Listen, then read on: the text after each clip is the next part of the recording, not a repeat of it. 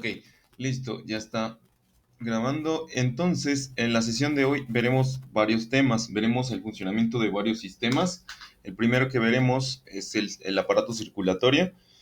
Pues bueno, usted o los que, bueno, el aparato circulatorio, sabemos que su principal función es conducir sangre a todos los órganos del cuerpo. Sabemos que el órgano principal que compone el aparato circulatorio pues es el corazón, que también a su vez hace uso de las vías de comunicación, que en este caso serían las venas y las arterias, o los capilares también para el caso de los tejidos más externos. Tiene como principal utilidad, pues bueno, mantener la circulación de la sangre en el resto de los órganos. Recordemos que la importancia de la sangre en el cuerpo humano es llevar oxígeno a todas las partes del cuerpo y también llevar los nutrientes necesarios, así como otros elementos que son requeridos para los procesos metabólicos en el cuerpo humano.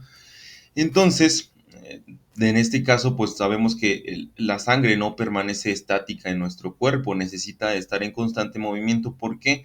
Porque como sabemos, la sangre está oxigenada, pero también el oxígeno llega a oxidarse en los procesos metabólicos. Sabemos que en las células se lleva el proceso metabólico, el cual convierte el oxígeno en dióxido de carbono, y eso también se produce y se procesa posteriormente en los pulmones.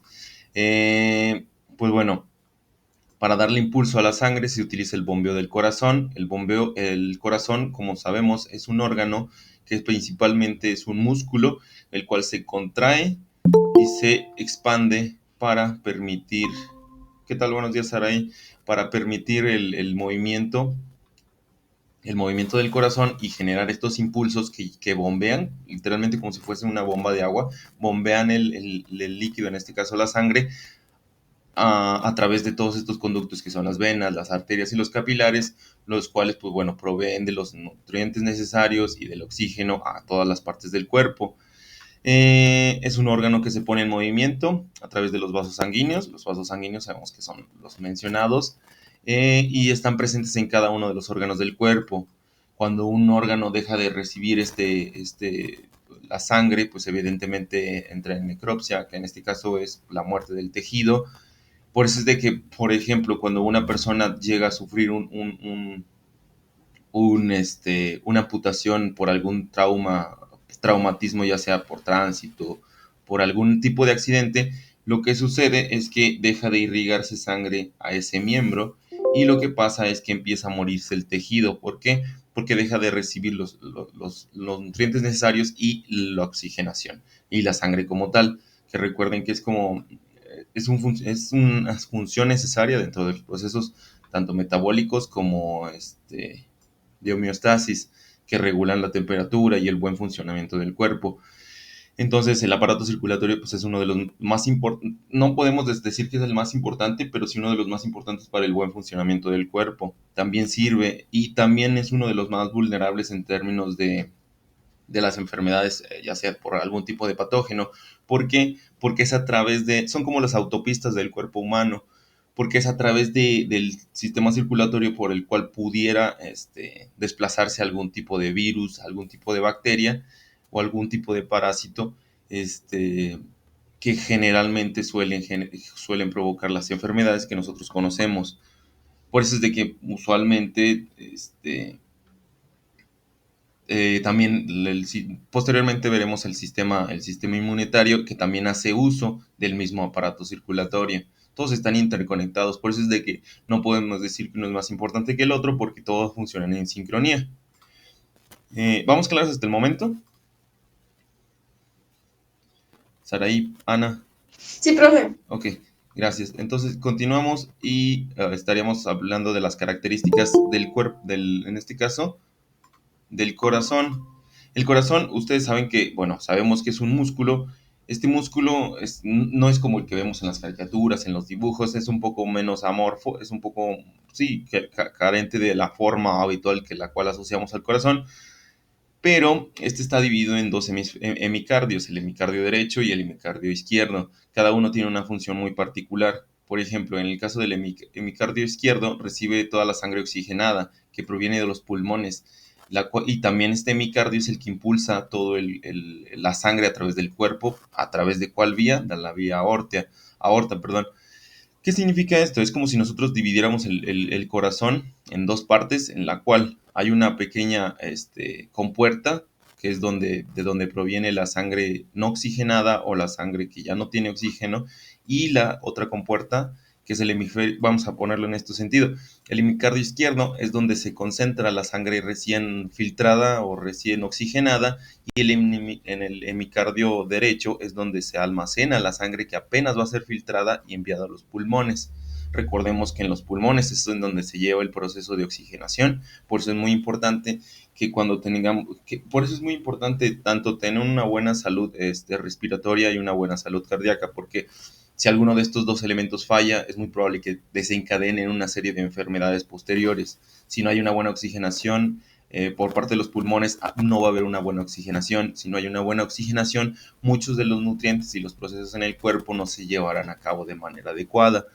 Entonces, quedamos en que en el hemisferio izquierdo es como una compuerta, es el lado en donde queda la sangre recién oxigenada, y el hemicardio derecho es en donde está la sangre que apenas va a ser filtrada o que proviene tanto del cerebro como del resto de los órganos o de las extremidades del cuerpo, pero esta sangre ya fue técnicamente utilizada por las partes o por los órganos del cuerpo, y tiene que volver a pasar al proceso de filtración y al proceso de oxigenación, y este es lo que denominamos como el hemicardio derecho.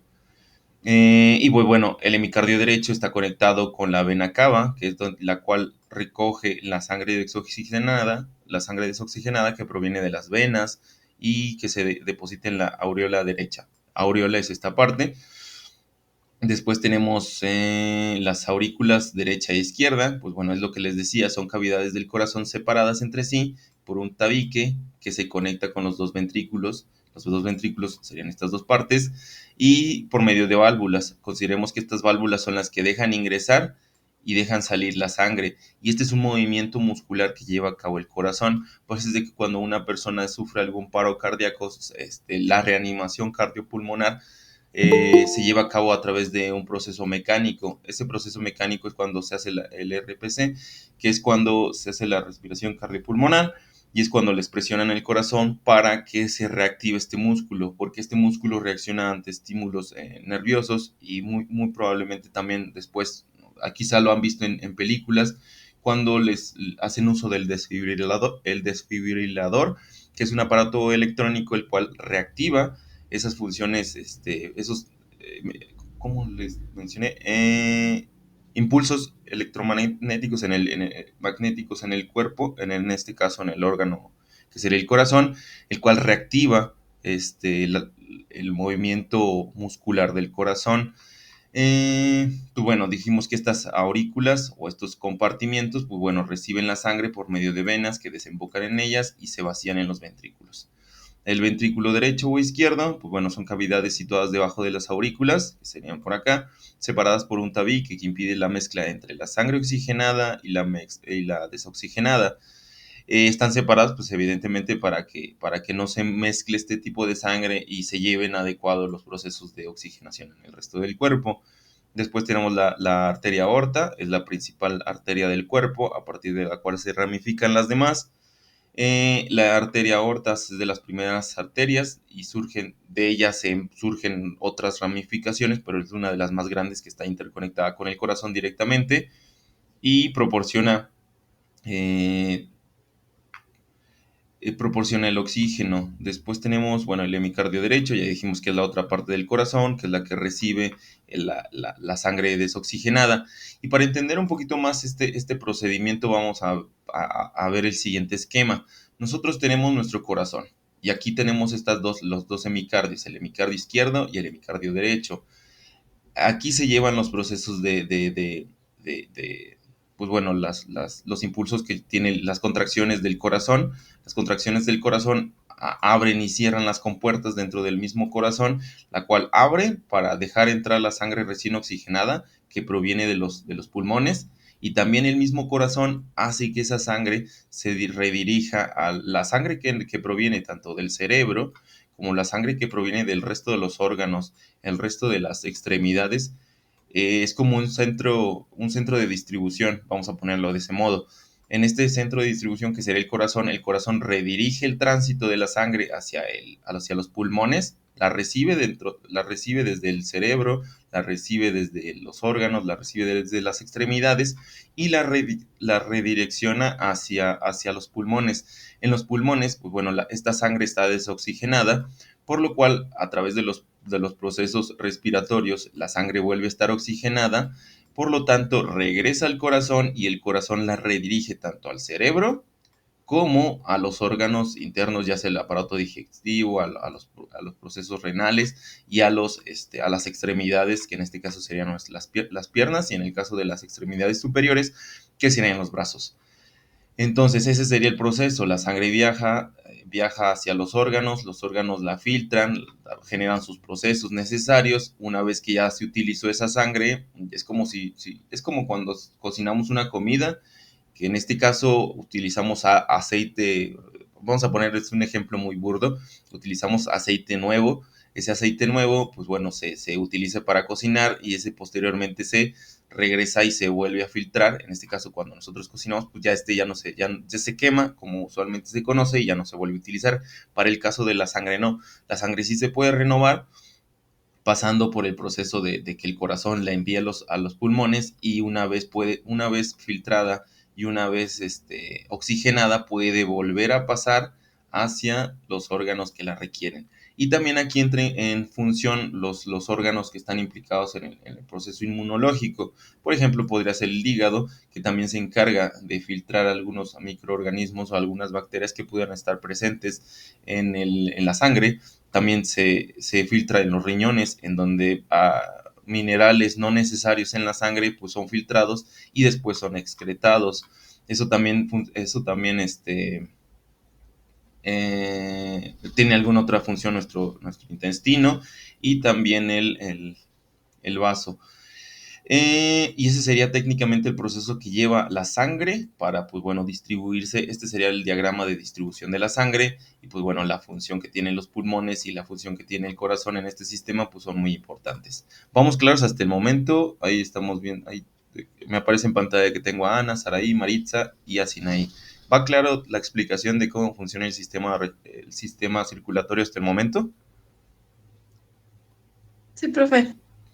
Ok, gracias, Ana. Sí, profe. Gracias, Maritza. Entonces, continuamos. Aquí ya que conocemos más o menos el funcionamiento del sistema circulatorio, podemos identificar que hay varias patologías. Las patologías pues, son las enfermedades cardiovasculares. Ustedes ya saben o han conocido seguramente alguna persona que ha tenido algún padecimiento con el corazón. Ya háblese de algún soplo, háblese de hipertensión, de hipotensión. ¿Qué es la hipertensión? Si se fijan ustedes, bueno, nos remitimos a este caso de las etimologías. Hiper es un sufijo en este caso, perdón, un prefijo que es incrementativo. Tensión, pues bueno, sabemos que es la tensión o el mantenimiento de algún tipo de equilibrio. En este caso, cuando hablamos de hipertensión, significa que hay más de la tensión requerida. ¿Qué significa eso? Significa que el corazón está bombeando a una velocidad y a una presión más alta de lo habitual. Por eso es de que las personas que tienen hipertensión suelen tener dolor de cabeza, porque la presión de la sangre está aumentando en su cuerpo. También pueden generar arritmias. Las arritmias son el flujo y el movimiento irregular del corazón, y eso también puede desencadenar en un infarto. Un infarto es cuando el corazón deja de latir y, pues bueno, evidentemente deja de suministrar la sangre al resto del cuerpo, y por eso es de que muchas veces las personas que sufren de infartos suelen fallecer por lo mismo, si no son atendidas de manera adecuada. Uno de los principales principios, pues bueno, es la reanimación cardiovascular, ya sea mecánica, que es cuando una persona le da la respiración de boca a boca a la persona que está sufriendo un infarto. Además le está haciendo presión en el órgano, en este caso en el corazón, en el pecho, para intentar reactivar el corazón.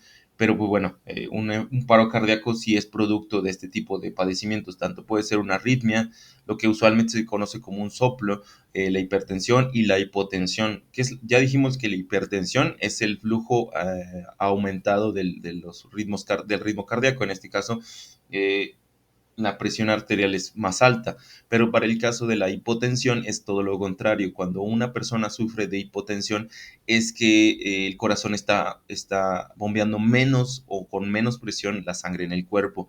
¿Qué sucede cuando una persona tiene hipotensión? Pues bueno, usualmente suelen tener pérdida de energía, también suelen tener cefaleas, que es el dolor de cabeza, y también muchas veces sufren de desmayos. ¿Por qué? Porque el corazón no tiene la suficiente fuerza o está careciendo de la fuerza para llevar el suministro necesario al cerebro, y las funciones cerebrales del sistema nervioso central pues se ven afectadas. ¿Qué significa eso en palabras comunes? Pues bueno, al no funcionar bien el corazón, el cerebro no funciona bien y por eso la persona suele tener desmayos. Eso puede desencadenar en otro tipo de problemas. ¿Por qué? Porque al no tener suficiente sangre oxigenada en el cerebro, se pueden perder ciertas funciones neuronales. ¿Qué significa eso? Que una persona que llegue a tener tanto un infarto como un problema cardíaco de hipotensión como de hipertensión, a la larga, si sufren daños consecuentes o constantes de este tipo de enfermedades o de padecimientos, pueden desencadenar en tanto problemas renales como problemas digestivos, como problemas respiratorios, pero también problemas en el sistema nervioso central. ¿Por qué significa eso? Pues bueno, daños en el tejido cerebral. No daños físicos ni fisiológicos, sino daños por falta de la oxigenación en el cerebro. ¿Eso que puede desencadenar? Pues bueno, tanto pérdida de las capacidades cognitivas, que es la pérdida de la posibilidad de controlar su cuerpo, hasta otro tipo de problemas cognitivos que están referidos al buen funcionamiento del cerebro. Bueno, sabemos que las enfermedades cardiovasculares en México, pues bueno, pues son de las principales causas de mortalidad en México. Su complicación, pues puede estar provocada por un infarto al miocardio, que es una falta de riego sanguíneo en el área del músculo cardíaco por oclusión de una arteria. ¿Qué significa el infarto al miocardio? Pues bueno, que una arteria no está proveyendo la sangre desoxigenada al corazón. El corazón es como si una bomba de agua la dejaran encendida sin agua, o que ustedes prendieran la bomba de agua de alguna de su casa y que en el aljibe no hubiera agua. ¿Qué sucede? La bomba se quema. Técnicamente eso sucede también con el corazón. El corazón deja de latir porque deja de poder, o sea, el corazón necesita un flujo constante, tanto de sangre desoxigenada como mantener esa sangre en movimiento. Al no haber este tipo de movimiento, pues bueno, se genera un paro cardíaco. ¿Y cómo sucede eso? Pues bueno, a la falta del riego sanguíneo se genera por la oclusión de una arteria. ¿Qué es la oclusión de una arteria? Pues las oclusiones de una arteria puede ser por una falla sistémica. ¿Qué significa eso? Que esté colapsada o que se haya dañado los tejidos de manera interna, que esté taponeada por algún tipo pues bueno, de minerales, que en este caso sería el colesterol. Por eso es de que es muy importante y siempre hacen énfasis en las enfermedades cardiovasculares que reduzcan el consumo de grasas, porque las grasas se van acumulando en las arterias se empiezan a engrosar el tejido y la sangre no pasa de manera adecuada. Al no pasar la sangre de manera adecuada, pues el corazón deja de irrigarse pues, en la forma habitual en la cual está acostumbrado. Y eso también puede llegar a generar a corto plazo las arritmias. Las arritmias posteriormente se convierten en infartos. ¿Sí vamos claros con esta explicación?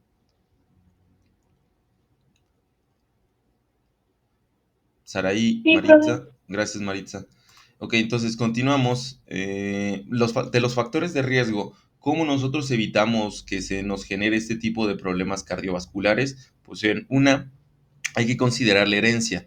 ¿Qué significa la herencia? Si nosotros en nuestra familia identificamos que una persona tiene hipertensión, tiene hipotensión o ha padecido de algún problema cardíaco, pues es un foco de alerta para nosotros llevar una vida más saludable.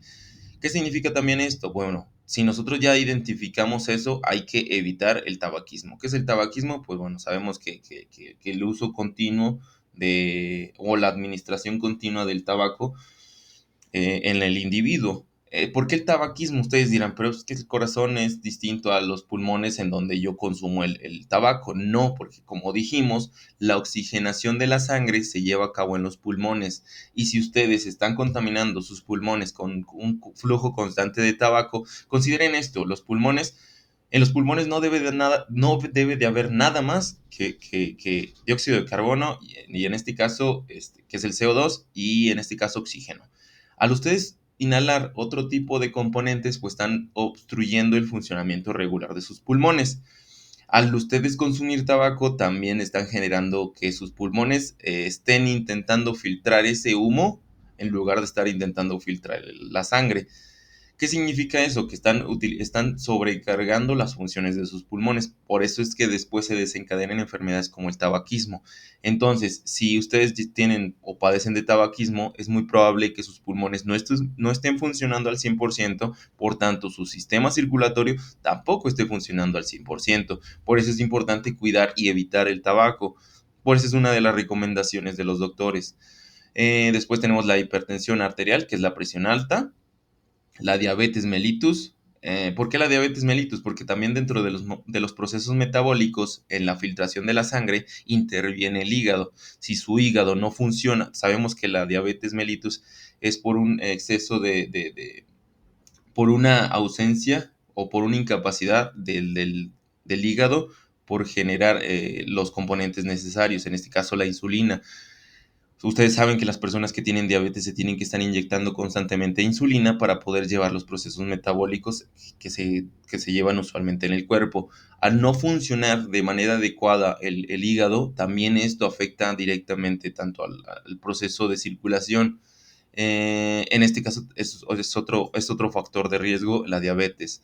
Y algo que faltó era la hipertensión arterial, pero también la hipotensión arterial, que es la presión baja, es otro de los factores de riesgo. Otro factor de riesgo es la arteriosclerosis, que es lo que les mencionaba, es la obstrucción de las arterias por placas de grasa.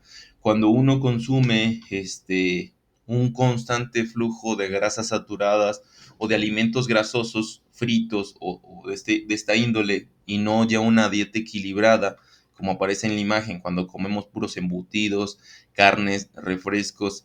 Recordemos que esto es adecuado siempre y cuando tengamos equilibrio. ¿Qué significa equilibrio? Que también tengamos consumo de vegetales, porque los vegetales proveen de fibra, proveen de los minerales necesarios para la descomposición de los componentes o en este caso de los elementos que están integrados en la carne, en los embutidos, en las grasas. Sirven para generar un equilibrio, por lo tanto, pues es necesario consumir este tipo de alimentos. Al no hacerlo, nuestro riesgo de tener placas de grasa y obstruir las arterias, pues es más alto.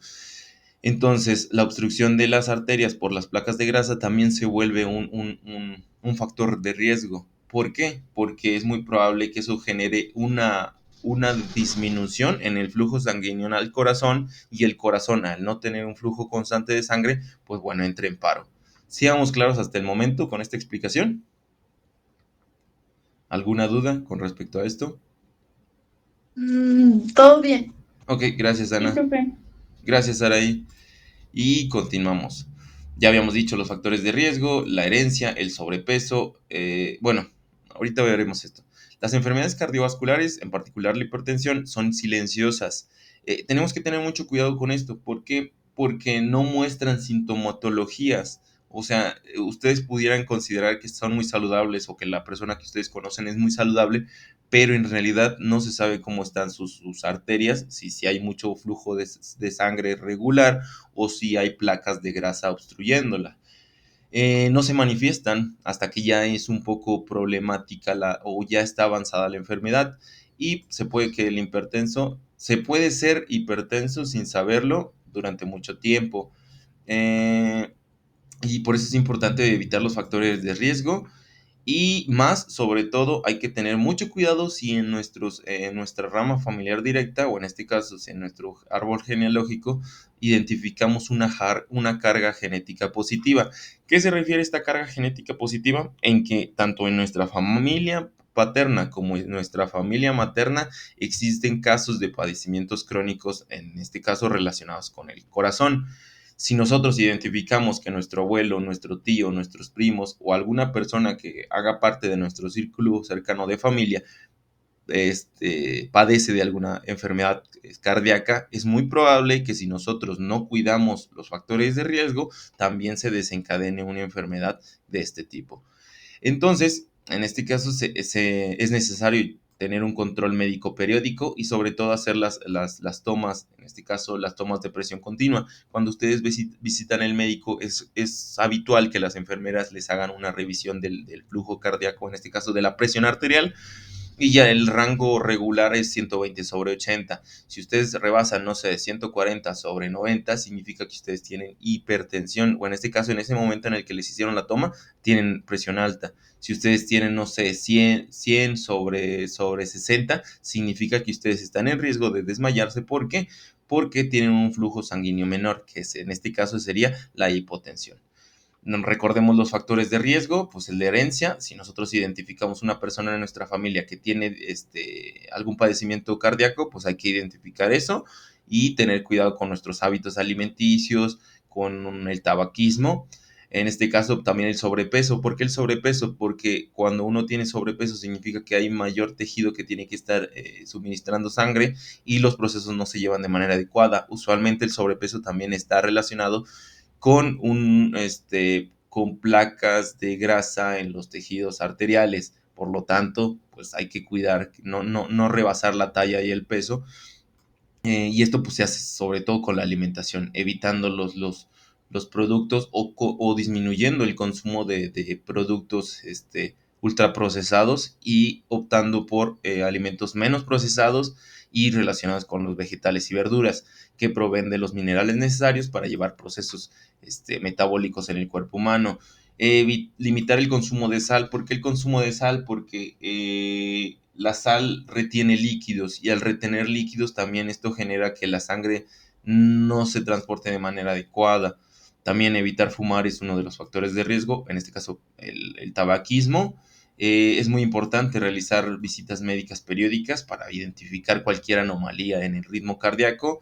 Es importante tomar agua. ¿Por qué es importante tomar agua? Porque técnicamente la sangre está compuesta por agua en cierta cantidad. Por lo tanto, si nosotros tomamos la agua necesaria en el día, podremos tener un flujo normal en nuestra sangre. Si nosotros evitamos tomar agua, tomamos refresco o algún otro tipo de líquido, es muy probable que se aumenten los factores de riesgo, en este caso tanto para alguna enfermedad como la diabetes o el que los riñones no puedan desempeñar sus funciones correctamente, porque recuerden, la sangre también pasa por el hígado y por los riñones y es filtrada por estos dos órganos para posteriormente pasar a los pulmones.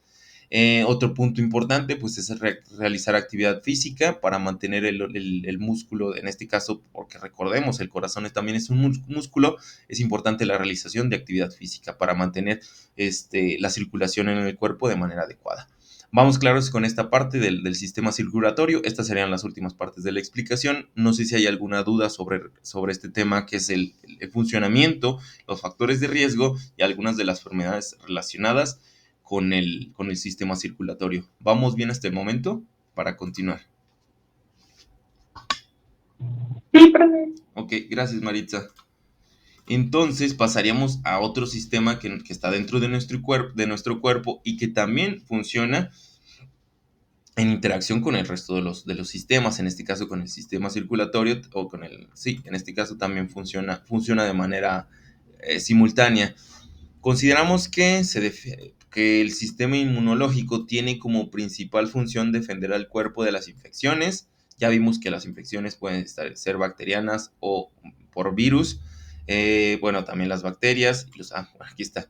Las infecciones pueden ser bacterianas o puede ser por virus. ¿Qué significa eso? Pues bueno, depende. Una infección puede ser una infección, no sé, en la garganta puede ser producida por un estreptococo o puede ser producido por algún tipo de virus. ¿Qué significa eso? Pues bueno, las variaciones pueden ser respecto a la sintomatología y la forma de contagio que puede proveer esa enfermedad.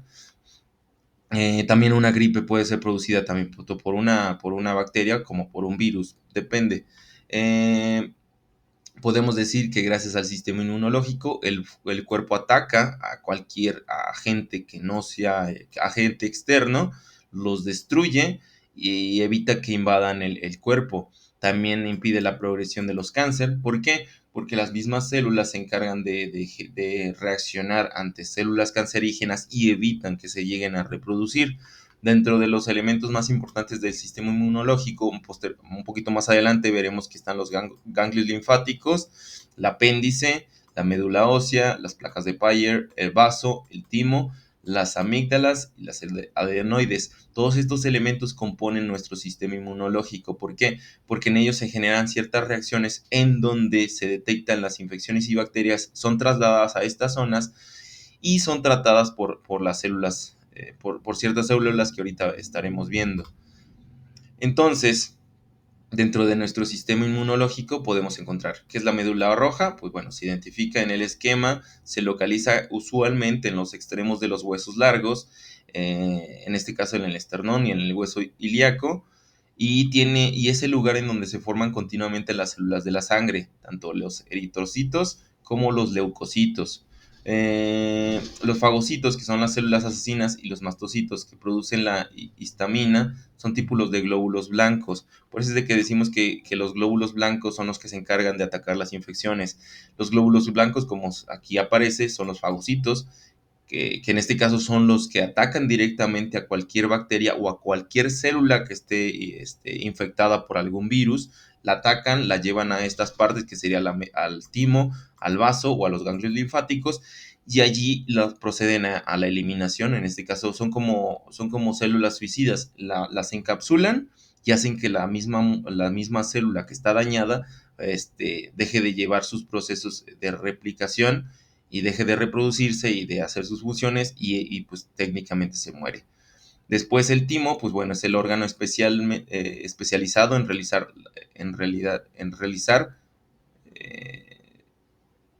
es un órgano especializado, pues en este caso, como les decía, aquí es donde los fagocitos llevan a las bacterias, o en este caso a las células que tienen infección por virus, y allí es donde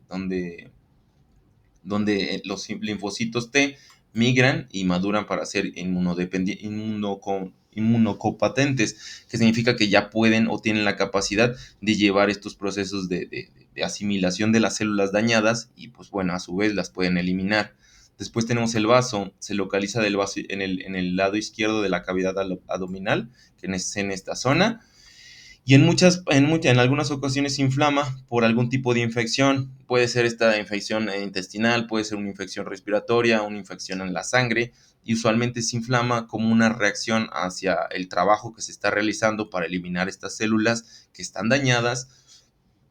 Y pues bueno, los linfocitos que lo forman aumentan el número, o sea, se replican para tratar esta infección, lo cual hace que el órgano aumente de tamaño. O sea, es una reacción natural. Al haber más linfocitos en esta zona, pues el tamaño se empieza a extender. Por eso es de que algunas personas presentan inflamación del vaso, y a veces se les tiene que retirar por algún tipo de infección que se está generando en el cuerpo.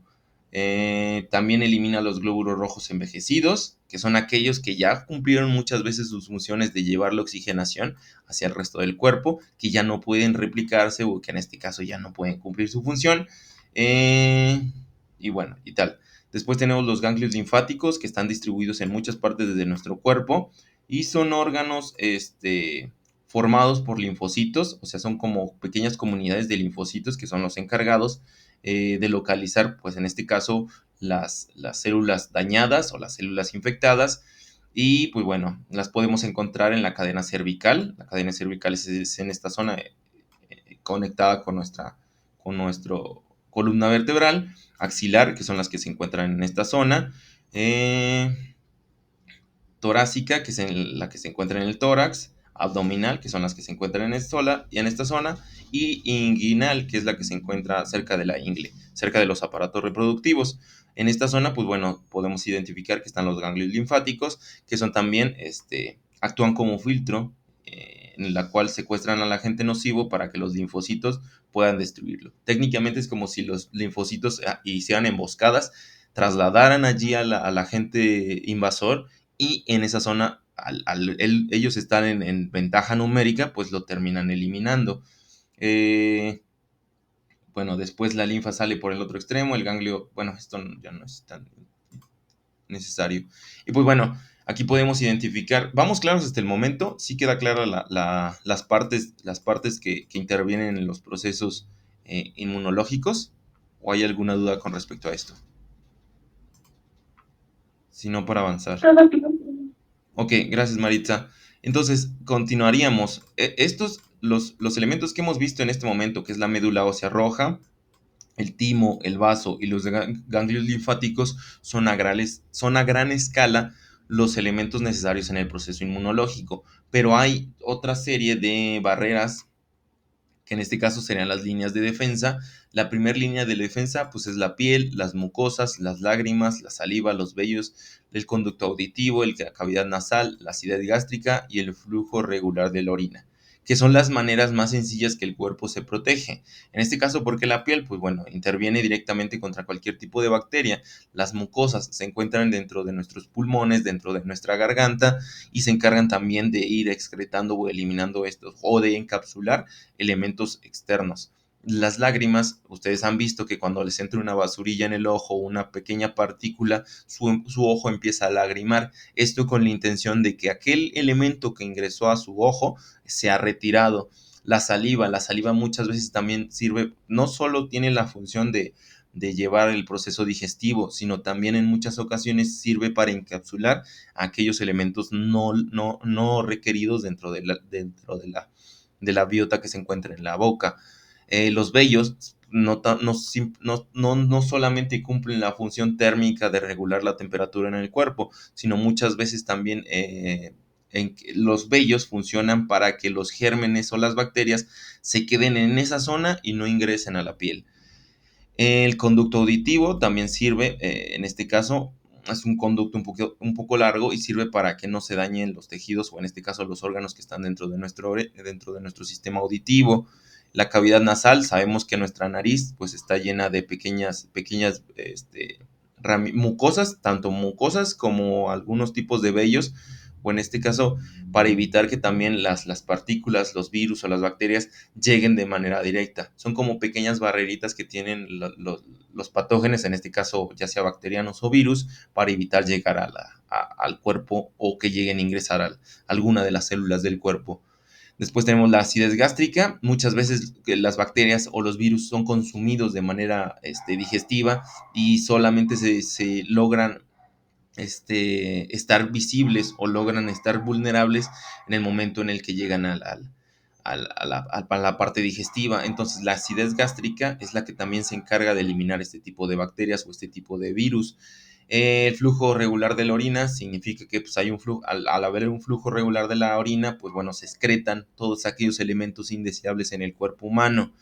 La segunda línea de defensa serían nuestras células blancas, en este caso son los fagocitos, que son las células que pueden realizar la acción que se llaman, bueno, en este caso, realizan esta acción, bueno, la fagocitosis, que es el proceso en el cual un agente identifican el peligro, emiten prolongaciones de citoplasma que engloban al agresor, se llevan al interior y una vez ahí, los lisisomas liberan enzimas que lo destruyen. Es lo que les decía, son como pequeñas, los fagocitos generan como una autodestrucción y se ingresan en la célula dañada y generan como un daño y esa célula fagocita, pues bueno, muere a su vez, pero se lleva consigo, como un proceso suicida en el cual este fagocito se incorpora a la célula dañada. Al mezclarse con la célula dañada empieza a generar ciertas enzimas que destruyen a la célula, pero también a su vez hacen que se destruya. Pero al destruirse, pues bueno, eliminan cualquier tipo de germen o cualquier tipo de virus. ¿Queda clara la función de los fagocitos?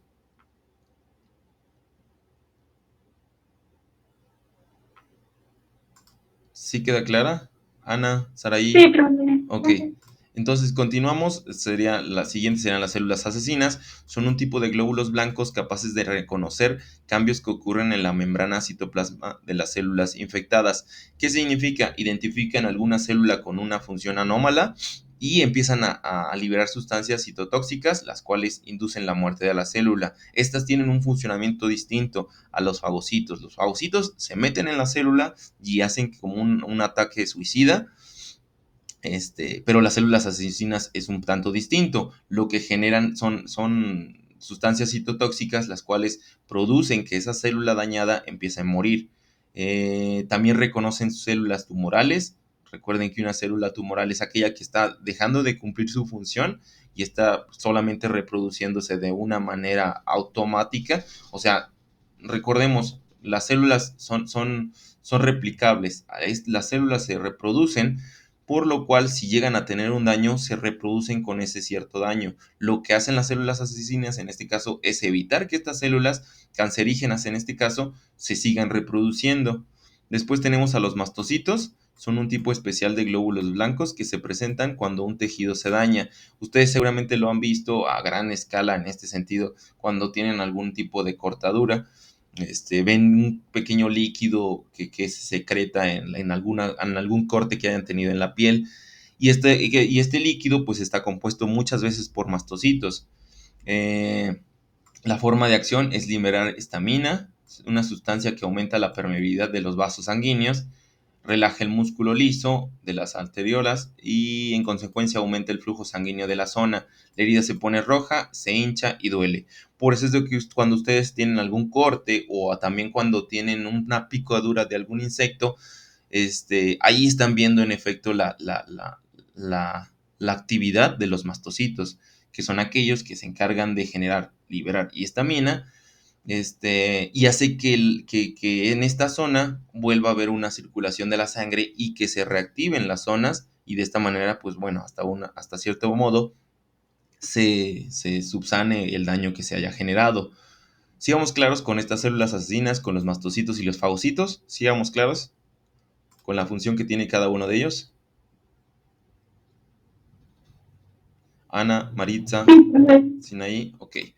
Y otro de los Sí, elementos que profe. usted, gracias, otro de los elementos que usualmente vemos cuando una persona tiene una infección, pues es fiebre. Cuando alguno de ustedes contrae una infección, ya sea intestinal o ya sea respiratoria, usualmente presenta fiebre, presenta más de 37 grados, o en este caso 38 grados de la temperatura corporal. Recordemos que el estándar es de 35 a 37.0.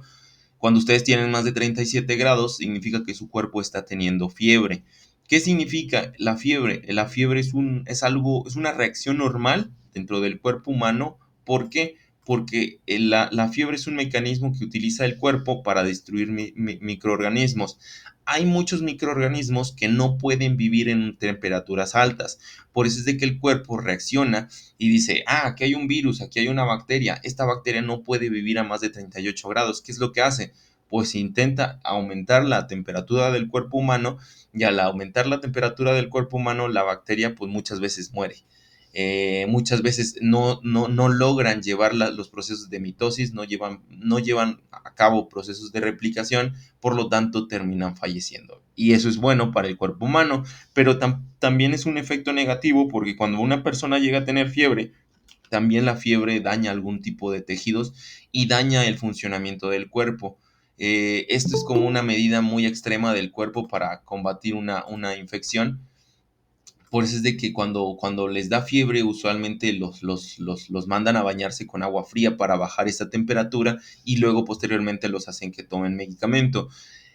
¿Por qué los hacen bañarse con agua fría? Porque después, si su cuerpo lleva mucho tiempo con temperatura alta, puede presentarse daños internos. Uno de los principales daños que se puede generar dentro del cuerpo humano cuando hay una temperatura muy alta es que se empiezan a filtrar algunas bacterias intestinales. La pared intestinal empieza a fallar, y recordemos que la pared intestinal es para mantener ciertas bacterias y ciertos microorganismos dentro de nuestro intestino.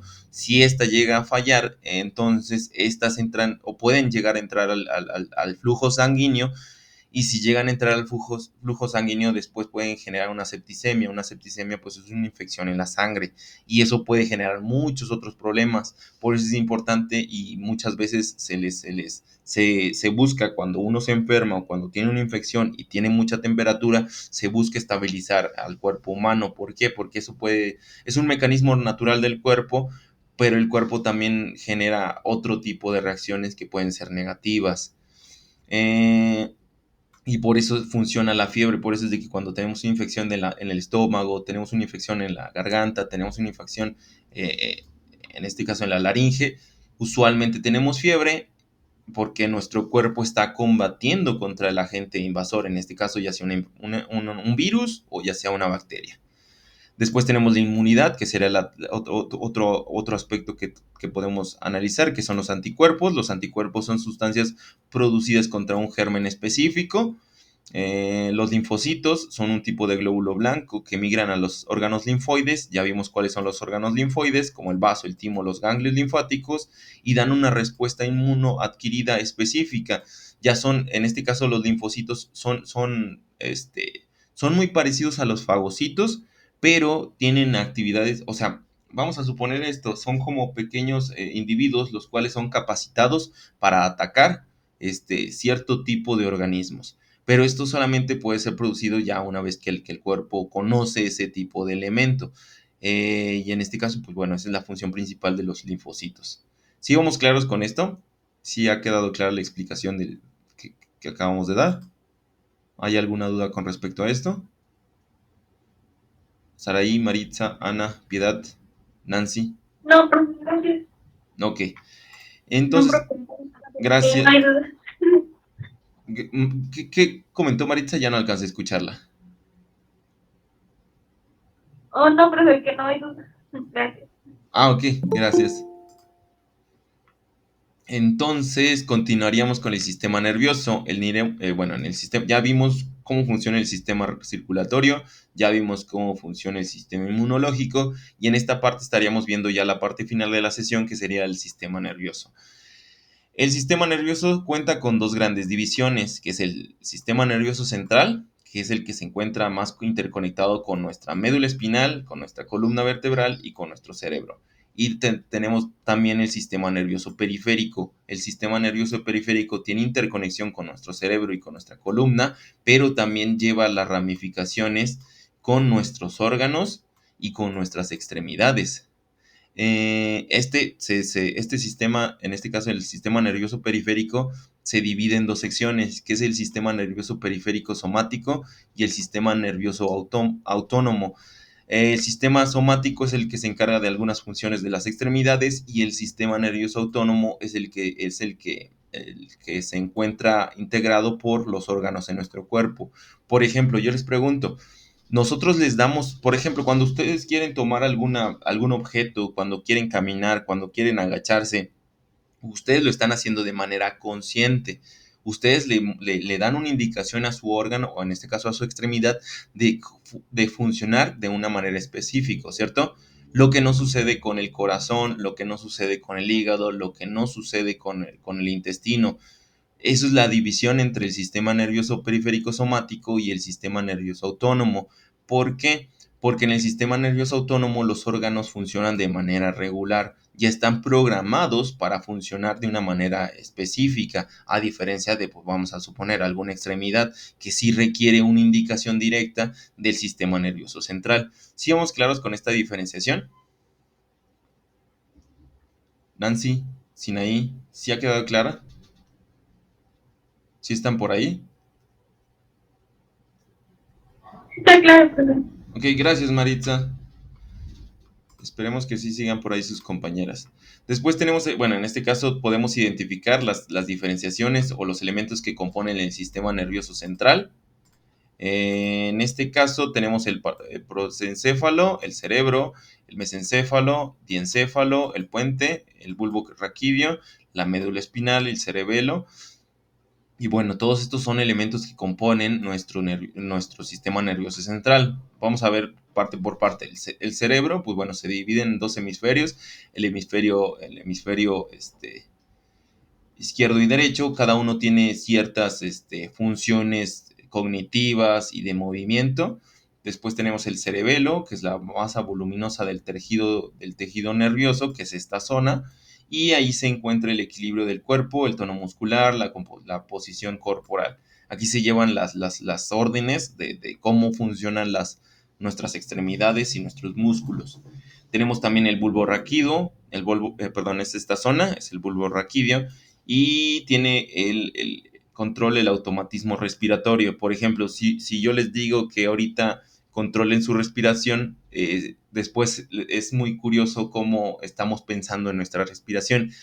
En cambio, cuando no se piensa, cuando uno no piensa en la respiración se lleva de manera autónoma. En cambio, cuando les dice respira de manera lenta y pausada, pues sí estás teniendo un control de esa parte. Y es el bulbo raquídeo el que se encarga de estos procesos. Después tenemos el puente situado arriba del bulbo y conecta las partes del sistema nervioso entre sí. Conecta los dos hemisferios, conecta el hemisferio izquierdo y el hemisferio derecho. Cada uno recordemos que tiene funciones distintas. Se encarga es que son como, imagínense una empresa con departamentos distintos, como los departamentos de producción o los departamentos de recursos humanos. Cada uno tiene una función específica, pero ambos se necesitan para que el cerebro funcione de manera adecuada. Tenemos el mesencéfalo, que es un área en el relevo que está en esta zona, que se encarga de las neuronas motoras involucradas en la enfermedad de Parkinson, y lleva las vías auditivas y ópticas. Se encarga parte de los procesos de decodificación de los estímulos tanto de los oídos como de nuestros ojos. Tenemos el diencéfalo, que contiene el hipotálamo y que controla el sistema nervioso autónomo. En este caso lo tenemos en esta zona y él se encarga pues, bueno, de todo, de la automatización del cuerpo, que en este caso sería todo el funcionamiento de nuestros órganos internos que no somos nosotros capaces de controlar. Tenemos el prosencéfalo, que es propiamente el cerebro, que es esta zona, y ahí es donde se integran las funciones como las emociones, la memoria, la capacidad del habla, la capacidad de escribir, las áreas sensitivas y primarias de los órganos sensoriales. Ahí es donde se integran todos nuestros pensamientos y nuestra memoria. Tenemos la médula espinal, que es esta, que es una especie de cordón largo de aproximadamente 42 centímetros de largo y 2 centímetros de ancho. Tiene dos sitios, que es donde es más ancha, y de ahí emergen los nervios que van a las extremidades superiores e inferiores. O sea, este es nuestra conexión con el cerebro y las extremidades. Si alguien sufre un daño en la médula espinal, pues es muy probable que quede parapléjico. ¿Por qué? Porque no podrá tener interacción con el resto de sus ramificaciones, que en este caso este, controlarían los órganos, las extremidades tanto de los brazos como de las piernas. Tenemos también la sustancia blanca que rodea a la sustancia gris. Tenemos la sustancia gris que se forma por cuerpos neuronales, dendritas, células glía y ocupa la posición central. Me apareció ya el anuncio de que se iba a terminar la sesión, así que es muy probable que ya casi se termine la sesión. Por si se queda pausada, pues bueno, les compartiré la presentación, espero que no nos tome por sorpresa. Y bueno, podemos identificar esto. Ya habíamos dicho que existe el sistema nervioso periférico, el sistema nervioso autónomo, está compuesto por parasimpático y simpático. En este caso podemos identificar que el sistema nervioso periférico es el sistema nervioso somático, regula todos los movimientos voluntarios, recordemos que son los que nosotros podemos controlar, y que ejecute el sistema musculoesquelético, o sea, nuestros brazos, nuestras piernas, nuestros codos, nuestros dedos están controlados por el sistema nervioso somático. A diferencia del autónomo, que se encarga de las funciones involuntarias, inconscientes, automáticas, como el latido cardíaco, el movimiento del intestino, la secreción de hormonas y enzimas. Nosotros no controlamos el funcionamiento del corazón, no controlamos el proceso del movimiento intestinal y tampoco le decimos al hígado y a los linfas, a los órganos linfáticos que secreten hormonas. Eso se hace de manera autónoma y se lleva en el caso en el sistema nervioso autónomo. Tenemos el sistema nervioso, dentro del mismo sistema nervioso autónomo tenemos el parasimpático y el simpático. En este caso, hay que identificar que el sistema parasimpático tiene el control regular de la motilidad y la secreción de vísceras, mientras que la digestión se lleva a cabo por la acción parasimpático.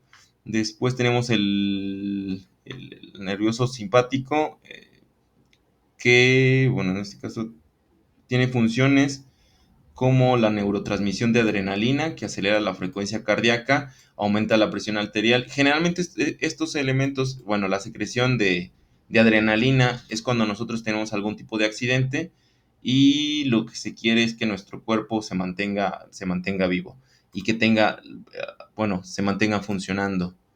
Dentro de los un poquito acelerado esto de los factores de riesgo, pues bueno, podemos identificar que es la depresión, el consumo de alcohol, las prácticas sexuales de riesgo y haber padecido abuso sexual. ¿Por qué? Porque esto afecta conscientemente nuestras funciones cerebrales.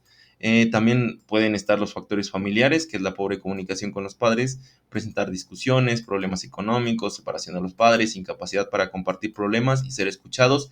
Eso afecta en las etapas de desarrollo cognitivo, desarrollo, afecta directamente en la función de nuestro cerebro, quizá no directamente en que nosotros podamos mover alguna extremidad, no, pero sí en la forma en que nosotros podemos entablar conversaciones, en la forma en que nos comunicamos, en nuestros procesos de aprendizaje. Eso sí puede afectar los factores familiares y los factores individuales como la depresión, el consumo de alcohol. Dentro de los factores sociales que se identifican dentro de los factores de riesgo de las enfermedades del cerebro, están las estructuras sociales, como el medio social en que viven, la escuela como un generador de violencia o agresión. Estos también son factores de riesgo cuando están expuestos los individuos. Entre los factores genéticos, pues bueno, el mayor es que existan en familiares algún tipo de precedentes de ideas suicidas o de padecimientos suicidas, porque significa que hay un problema dentro del funcionamiento o en alguna área del cerebro. En muchos casos, pues bueno, estos son desencadenados por serios procesos de depresión y pues bueno, se han comprobado que la disminución y la cantidad de disponibilidad de la transmisión de la serotonina es un químico que se genera dentro de las reacciones sinápticas de nuestro cerebro, y al no haber la serotonina se impiden varios procesos, también como la empatía, como de satisfacción, como algunos procesos que no se llevan a cabo de manera adecuada. Por eso es muy importante que en procesos de formación y desarrollo pues, bueno, de todas nuestras funciones cerebrales no haya este tipo de factores de riesgo, porque estos factores de riesgo alteran el funcionamiento regular del cerebro. Pareciera que no, pero sí muchas veces factores de riesgo alteran la forma en que nos comportamos, precisamente porque son reacciones naturales de nuestro cuerpo, en este caso de nuestro cerebro. En este caso, bueno, las principales medidas higiénicas serían no consumir sustancias tóxicas como alcohol u otras drogas, fomentar la autoestima, fomentar el desarrollo de valores, dormir 8 horas diariamente para que se pueda reparar cualquier tejido dañado por alguna otra situación, fomentar la comunicación asertiva y comunicar a los niños, bueno, en este caso no a los niños, sino a los jóvenes, sus derechos y obligaciones. Recordemos que pues todo esto se lleva a cabo, en nuestro complejo entramado cerebral. Por eso es de que, pues bueno, nuestras interacciones afectan muchas veces nuestro estado de ánimo, y a su vez, pues desencadena en otras reacciones químicas en nuestro cuerpo. ¿Sí vamos clases del momento? Ana, Maritza, Sinaí, Saraí, Nancy, Eva. Sí, profe. Sí, profe, todo claro. Ok, gracias Eva, gracias Maritza. Ok, entonces en esta parte, pues bueno, estaríamos finalizando la clase del día de hoy. Me pareció un poco raro que la aplicación no nos cerrara la sesión, así que pues bueno, eso es conveniente. Terminamos el tema del día de hoy, terminamos los temas que en este caso los más importantes eran los tres sistemas: el sistema circulatorio, el sistema inmunitario y en este caso este, el sistema nervioso. ¿Alguna duda? Si no hay dudas, pues estaríamos finalizando la sesión del día de hoy. Les agradezco la atención. Si hay alguna duda con respecto a alguna de sus actividades, recuerden los canales de contacto, y no olviden, no duden en preguntar. Si no hay otra participación, estaríamos finalizando ahorita. No hay ninguna duda. Si gustan pueden ir desconectándose, ya no hay ningún inconveniente. Estaría finalizando la grabación. Para la asistencia, pues bueno, en la misma grabación aparecen sus nombres de usuario, así que no hay problema. Con ahí igual pueden hacer la captura de pantalla y con eso validan la asistencia del día de hoy. Ok, nos vemos, profe. Hasta luego, buen día. Gracias, profe. Hasta luego, buen día Buen día. Nancy, buen día Maritza.